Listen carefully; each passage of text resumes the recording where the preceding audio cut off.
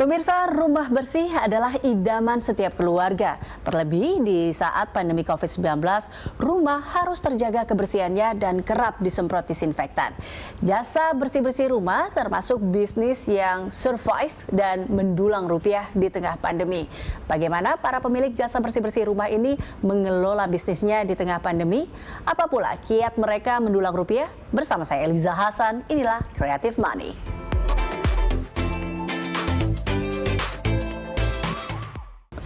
Ya pemirsa, sebelum kita sapa narasumber pertama kita simak terlebih dahulu informasi berikut ini. Bagi Eka Prasanya, terjun di bisnis jasa bersih-bersih rumah tak pernah direncanakan.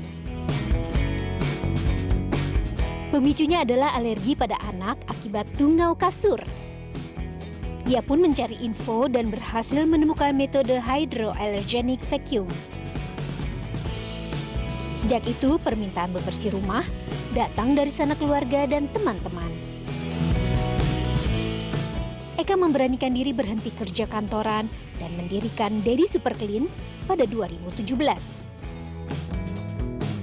Kini jasanya sudah mampu melayani ratusan pelanggan di Jabodetabek menggunakan teknologi digital alias aplikasi dan dibuka ke pasar dalam sistem franchise. Ya, lewat sambungan Skype sekarang kita sudah tersambung dengan Eka Prasanya, pendiri sekaligus pemilik Dedi Super Clean. Halo Dedi Super Clean, Mas Eka, apa kabar nih? Halo, baik, Mbak Eliza. Oh, oke. Mas Eka, ini kalau berbicara Dedi Super Clean, ini sejak kapan sih sebenarnya dan kenapa akhirnya memilih nama Dedi Super Clean? Iya, jadi dimulainya sih kita 3 tahun yang lalu. 3 tahun yang lalu itu aku kan tinggal di apartemen dan mau bersihin kasur nggak bisa. Jadi aku beli alat khususnya itu untuk bersihin kasur. Soalnya anakku juga kan gatel-gatel. Makanya jadinya namanya Dedi karena pas lagi mau bikin namanya, anakku manggilnya Dedi. Udah sekalian aja jadi Dedi Super Clean deh. Kepikiran jadi ini bisa dijadiin salah satu bisnis juga nih. Itu tuh gimana ceritanya? Awalnya iseng aja share di Instagram, terus pas di-share ternyata ada yang minat. Waktu itu aku yang turun sendiri langsung ngerjain. Nah dari situ langsung rolling deh tuh mereka rekomendasi gitu berlanjut jadi banyak. Makin lama makin banyak orderan ya kan nggak kecukupan akunya kan. Terus ya udah akhirnya sewa karyawan juga, hire karyawan lagi sampai sekarang jadi berkembang. Ini modelnya kayak apa sih Mas Eka sebenarnya bersih-bersihnya tuh, karena kan ada juga yang beberapa yang terjun di sektor bisnis yang sama juga mereka akhirnya mulainya kayak bersih-bersih tempat tidur aja atau bersih-bersih semua rumah sofa aja yang tadinya warnanya agak kusam sekarang jadi bersih. Nah ini model Dedi Super Clean sendiri tuh seperti apa sebenarnya modelnya? Waktu awal sih emang dikhususkan untuk ranjang. Jadi yang untuk vakum tungaunya itu. Oh, tungau.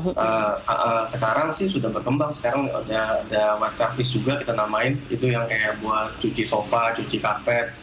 Kalau yang nodanya kusam, ada nodanya gitu bisa hilang. Jadi itu berbeda mesin. Kita ada mesin khusus lagi yang untuk bersihin sofa, karpetnya.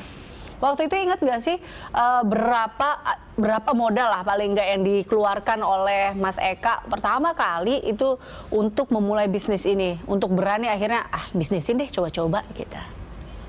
Modal mesinnya sekitar 40 lah, kurang lebih ya perlengkapan ya. 40 juta, terus yang lainnya ya kayak itu sih bertahap sih, kayak misalkan yang mahal sih sebenarnya branding Dedi Super Clean-nya kan ada prosesnya tuh. Nah itu yang aku juga kurang tahu sih, karena kan Dedi Super Clean juga sekarang ada aplikasi mobile-nya juga, lalu bisa ada website-nya, bisa booking online juga. Kita juga tahu banyak sekali yang sekarang juga model-model bersih-bersih gini nih Mas. Apa yang bedakan sih produk Dedi Super Clean ini paling tidak dengan produk-produk lainnya yang juga sama terjun ke bisnis ini? Karena kan kalau tadi modelnya adalah sama mesinnya, mungkin di tempat lain juga mesinnya sama atau seperti apa sih sebenarnya? Kalau mesinnya sih ada berbagai macam jenis merek ya. Tapi kalau kita udah pakai beberapa merek, jadi kita udah cari mana yang lebih bagus dan memang benar-benar lebih terbukti. Juga kita juga ada pakai cairan anti bakteri dan juga yang sekarang yang pakai disinfektannya itu. Nah itu semua kita research dulu sebelum kita launching ke konsumen. Oh, risetnya berapa lama tuh Mas Eka? Biasanya sih sekitar, tergantung sih, kalau yang kayak web service itu agak lama sih. Web service bisa sampai setahun sih aku waktu itu risetnya. Karena untuk cari bahan obat sabunnya itu yang efektif tapi nggak merusak bahan sofanya sama nggak bikin gatel. Karena ada bahan yang emang efektif menghilangkan noda tapi orang jadi gatel kulitnya kalau kena si sofanya itu. Kalau tadi kita dulu sendirian ya kan, mencoba sendirian. Nah sekarang udah ada berapa karyawan nih Mas Eka? Kurang lebih kalau yang Jabodetabek kita ada 10 orang. Ada berapa? 10? Ada 10, iya yang di manajemennya. Oke. Kalau yang di luar daerah kan kita juga buka franchise kan.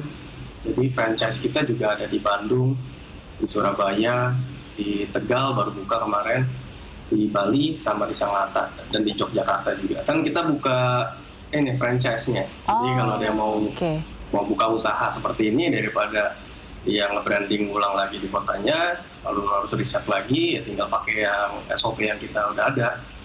Juga aplikasi mobile kita juga bisa dipakai kan. Nah ini dia, kita akan bahas nih soal aplikasi mobile ini Mas Eka nanti ya. Tahan dulu usai jeda ya, pemirsa tetaplah bersama kami.